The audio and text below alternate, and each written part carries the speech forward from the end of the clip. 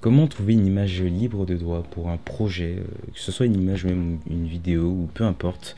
Je vais vous montrer trois alternatives possibles. Déjà, premier site, vous pouvez vous rendre sur Adobe Stock. Vous pouvez avoir des images libres de droit. Admettons, nous voulons chercher. Donc ici, on va cliquer image. Sinon, vous avez tout ça, vidéo, audio, modèle 3D, etc. Ici, on va chercher par exemple chat. Voilà, chat, vous avez des images de chat.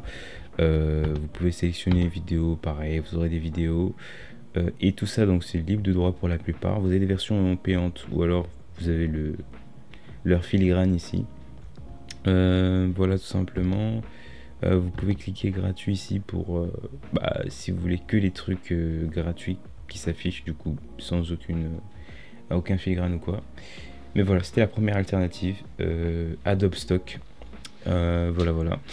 Et donc très efficace. C'est pas celui que j'utilise le plus. À vrai dire, j'utilise même pas. Mais voilà, c'est une alternative.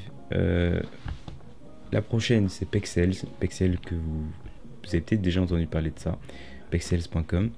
Ici, vous avez énormément de vidéos et de photos. Voilà. Et pareil, tout est libre de droit ici. C'est ça l'avantage. Ici, j'ai cherché chat, donc vidéo. Bon, vidéo de chat. Il n'y a pas de filigrane. Ah oui, vous avez aussi Pixabay. Souvent, il y a je sais pas, là, ça semble être une sorte de collaboration, bref. Donc voilà, photos, pareil, vous avez plein de photos.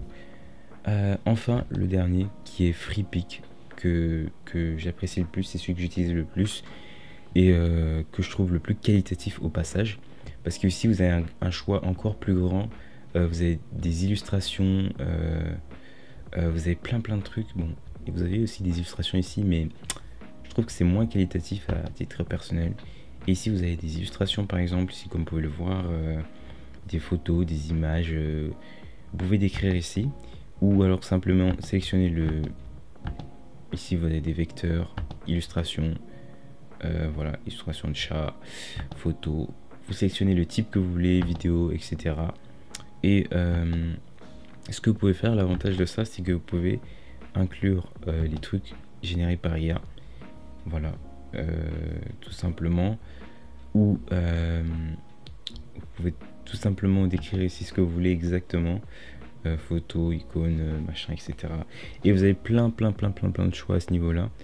C'est ça l'avantage de FreePic.